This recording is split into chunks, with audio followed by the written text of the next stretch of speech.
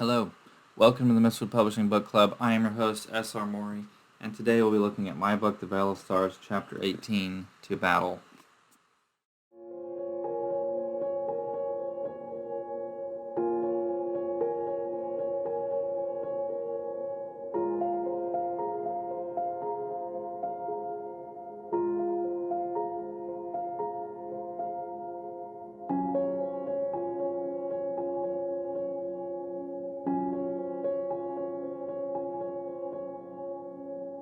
So, there's not a whole lot of philosophy or deeper thought behind this chapter other than Elene finds his courage finally and kind of saves the day a little bit.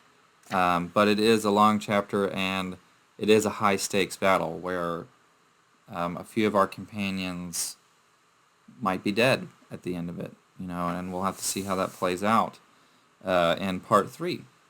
Because this is the last chapter of part 2. I think part 2 is actually the longest of the parts. Maybe part 3 is a little long. I don't know. They're pretty close, I think, in length. But so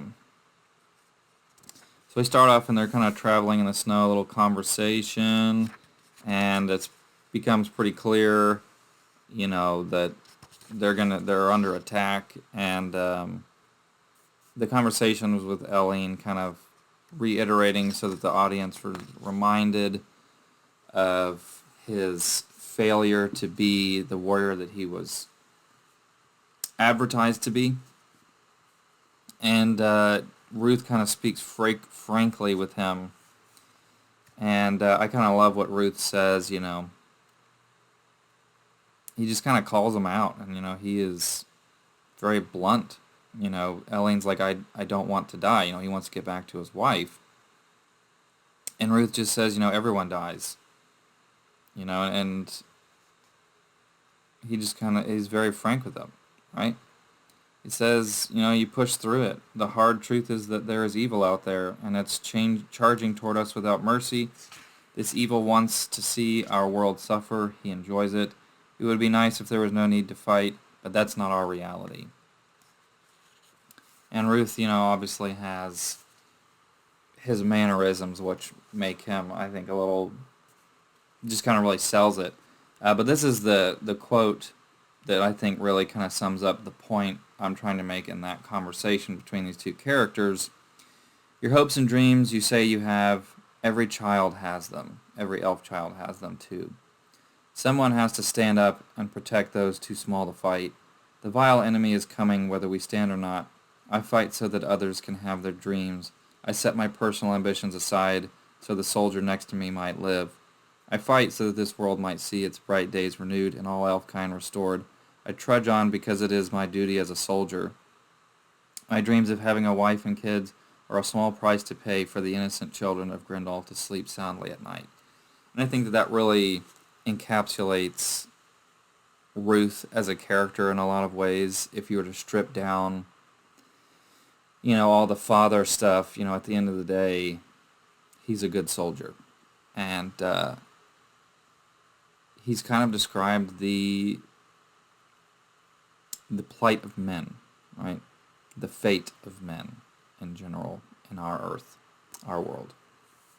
We study World War I, we study World War II, and we're like, how did these guys do it? And we're like, well, they made this selfless decision.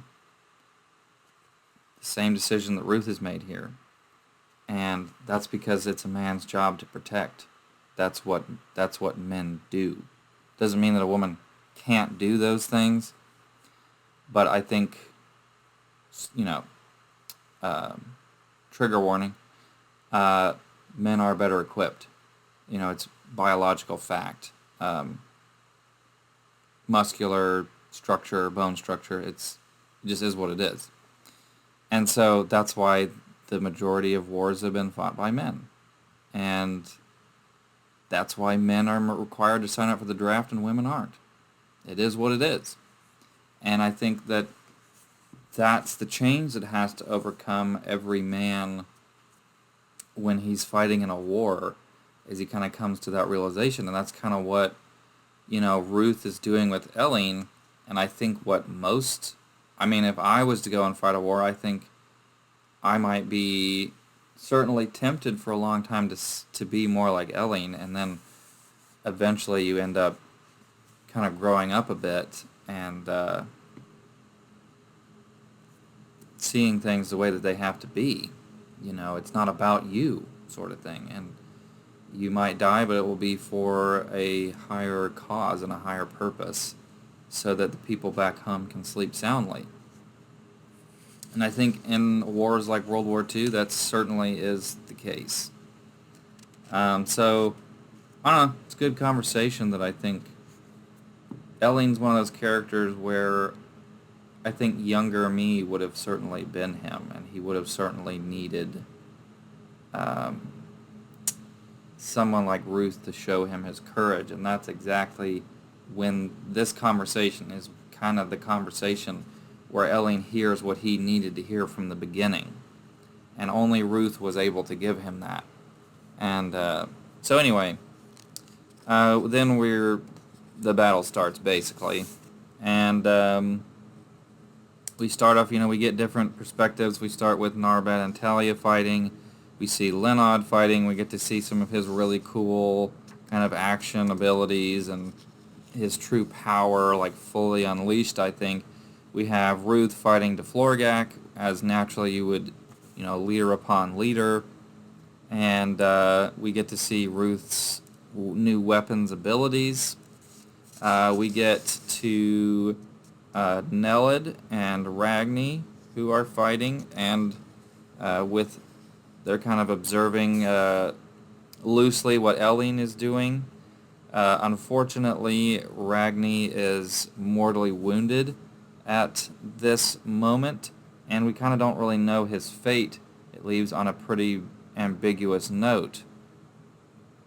Then we go back to Talia and Narbad, kind of get an update on what they're doing in the fight, and they've kind of cleared their relative field, and so they have to go and check on Ragni and help in other areas of the battle. And then we go back to Lenod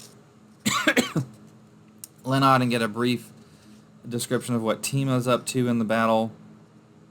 Then we go to Talia and Ragni and seeing if Talia can heal Ragni, and it's not looking too good.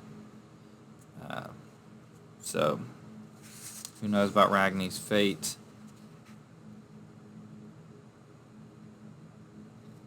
Go back to Ruth and Deflorgak, and we see that, Elling ends up being the reason that, Ruth actually survives that battle and is able to defeat Deflorgak.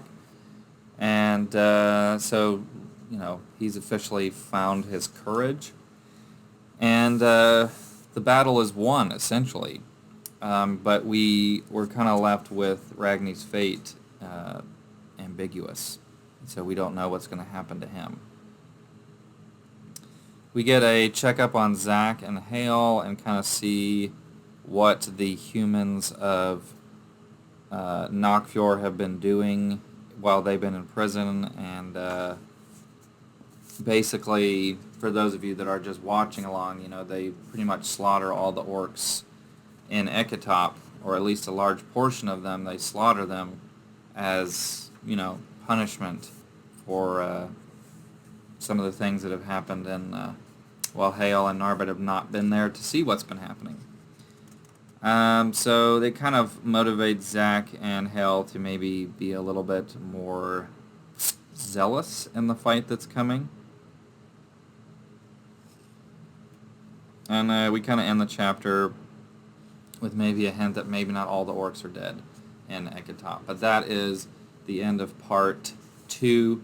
Part 3 is we're going to start next week.